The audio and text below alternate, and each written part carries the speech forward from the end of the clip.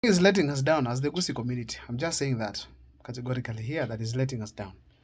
According to all indications that Matiang'i is not going to vie for presidency in this country.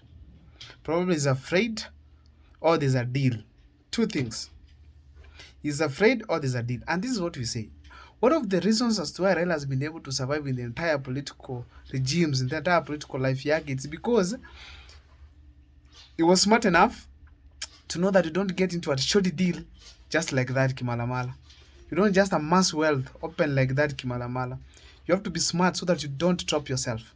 As we speak today, when we had the Uhuru regime, corruption was was up there. And we realized a lot of money was stolen. A lot of money was borrowed and misused and stolen in this country. We cannot deny that. Matiang'i was a part of that regime. Actually was the kiranja wa mawaziri. That's why he was being called. Or probably the prefect of all, or the supervisor of all these cabinet secretaries. And the money was lost. Matiang'i amassed so much wealth across the country, which he cannot account for. Even when the Ruaraka land came up, I don't know whether it was well sorted out. Now, when William Ruto got into power, he managed to silence Matiang'i. So even if he starts like he wants to vie for presidency, he will first face it in court. Because we know William Ruto has dealt with the judiciary very well. So if you come up, your case is in court. And probably the judgment will be made before even 2027. Probably when you go to jail. And the constitution is very clear. So long as you've been found that you've been convicted at the courts of law and found guilty and charged, you know what happens. So therefore, these kind of deals that Matiang'i got into have put us in problems as a Gusii community. Because as we talk from the Gusii community, Matiang'i was the top amongst all other leaders. So we believe that if there's unity in this country, it is in these counties, to Nyamira and Kisii, it is Matiang'i was going to bring the unity. But now as we speak, Matiang'i is nowhere. 2022 tukamungojea ongea akapotea. 2023 kaisha yote. 2024 imeisha. 2025 is still kwa the first month is down the line almost. So what do we do? What do we do? I want to send this message to Matiang'i. The political journey of Kenya does not need cowards.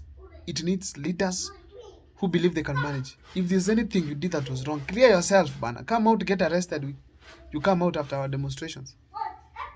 You have leaders in power who are very corrupt, have land that they built some properties on public land and they don't care. Now you've been scared because I know probably your issue could be an issue to do with land. There's nothing else. You didn't kill anybody. There are so many leaders in this country who cannot account for their wealth. Gachagua has once gotten charged and found guilty and even the money taken from him, 200M. That's not 1 + 1. That's not 2 bob. That's not 3 bob. But still is now among the leaders we have in Mount Kenya that are speaking and people listen. So as we speak today, Matiang'i, starting February, you must come out and speak to us. Tell us, because the Gusii community, we are almost 2 million people. Registered voters, not people, registered voters. Probably in 2027, tutakuwa tumefika 3 million plus. And if people are not careful, I'm going to do the mathematics for you why Matiang'i should know that he has numbers.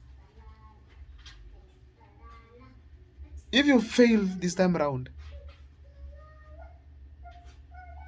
you shall have missed a leader. I know about that. But it will be an opportunity for Arati. And if Arati makes one step ahead, you won't find him. Simbarati, huwezi mpata. He's not a man who leaves an opportunity. Simbarati can destroy anything to get his way.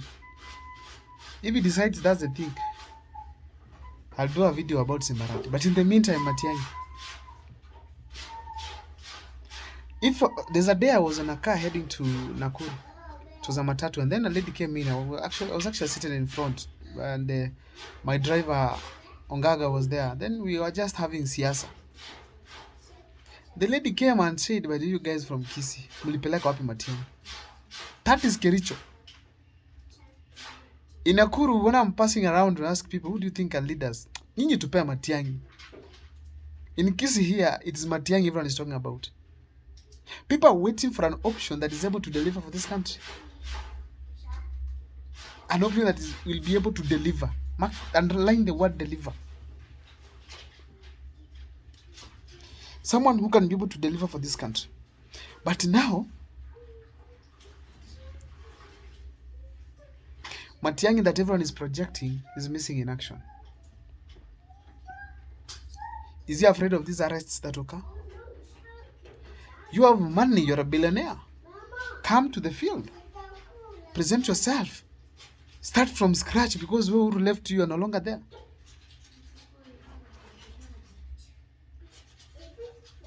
If you make a coalition before vying, you have betrayed the Gusii community. You must be on the ballot if you want the region to be united. That's how Gusii region gets united. And if you fail, we will not unite. When Nyachai united the Kisii community, it was not through coalition. It was through being in the ballot.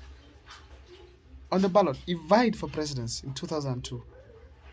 I didn't vote that time, I was a kid, but I know very well that Gusii community was behind Nyachai. 100% almost. Nyachai had members of parliament that he was controlling. Which is ideal, that we should have members of parliament from Gusii here, from one party. But because of selfishness of some leaders, we are not able to unite. But now the opportunity is there for Matiang'i. Matiang'i, come out. Don't betray us. Don't betray us. You guys had a chance to win the government again under Raila Amolo Odinga. You failed. Ruto beat you seriously. So therefore, it's important that you guys learn very closely that Gusii community is yearning for unity, and that unity can be brought by a presidential candidate. Therefore, Matiang'i, come out of where you are. Come to Kenya if you want that seat as well. Present yourself to the people. Do a meeting in Kisii capital. Come to Keroka, make one big one. Let's go to Nairobi and fill Uhuru Park. We can do it, man. We can do it. We once vied for, we had a certain guy called Abuga when I was in Egerton University, and then we had made an agreement between the Luyas and Kisis. So by the time we were making this agreement, we supported the other regions. So the time came for us to have our turn having a chairperson in Egerton. Then these guys, the Luya and Luo, wakaturuka.